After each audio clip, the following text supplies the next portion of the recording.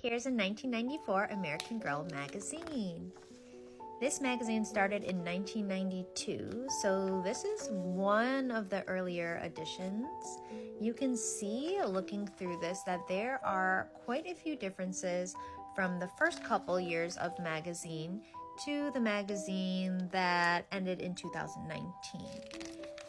At the beginning of American Girl magazine, a large part of the focus was obviously girls in America. That stayed the same, but also the historical girls. We had tons of short stories about the American girls that were not in their actual books and that could only be found in the magazine until they were later published in short story anthologies. But these stories are beautiful, have amazing pictures, and I really miss that. They also always have an actual historical tie-in as well to like that historical girl story you just read, and a tie-in to American girls in real life. I feel like this just provided such great continuity between every section of the magazine, which I believe was lost kind of as time went on. I was a summer camp kid, so I loved this edition.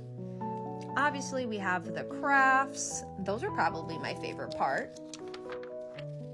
And once again, real life stories about American girls. I love just the pictures, and then like I said, the historical tie-in as well.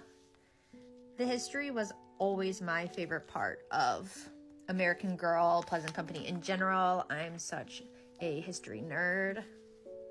Obviously, we have some quizzes. So fun. These did stay the same throughout the magazines. This was a writing contest for girls. I love that American Girl magazine constantly had contests for girls to submit their own things in, whether it be art, creative ideas, or stories. Amazing. Just look at how much actual story is in this magazine. I felt like as the years went on, they kind of just became more kitschy fun stuff. Obviously, the Giggle Gang, love them so much. I actually have a Giggle Gang book that just has Giggle Gang things in it. And then the help section, I also have a help book too. I love this so much. And then this was only in the early editions of the magazine. It's called Imagine. It always looked at a piece of art and kind of gave you a little bit about it.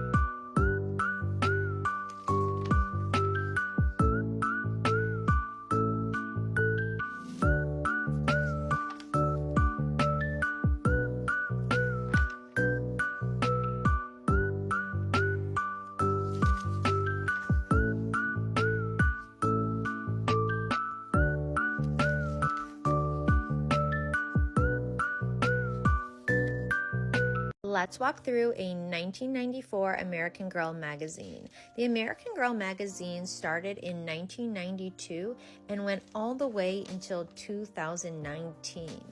A lot of things were the same over all of those years, especially taking information and ideas from American girls themselves. As you can see, these girls wrote in to kind of contribute to the magazine.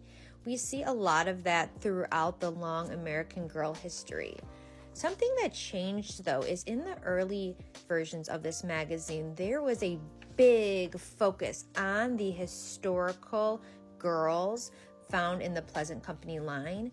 There were whole stories about them. This is obviously from Kirsten Larson, and you can find stories and pictures that go along with the actual books themselves. This kind of fades out as we go through the magazine. There's also a big historical tie-in the first versions of this magazine, so they relate that American Girl story to the actual historical events that happened in America during that time. Slumber party culture was always a huge feature in American Girl magazine. There were so many different crafts, recipes, games to do at slumber parties. I'm not sure if slumber party culture is still as big now as it was in the 90s and 2000s, but it was huge back then. Like, we see some more tie-in from girls themselves. Always stories about actual girls' lives. That was one of Pleasant Rowland, the creator of American Girl's biggest championships about her company, is that she wanted actual girls in America to be a part of it as well. Here's another art and story.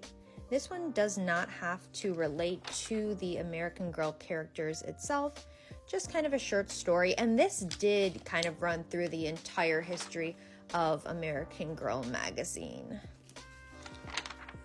I have a little recipe at the end that, relates to the story itself. So cute.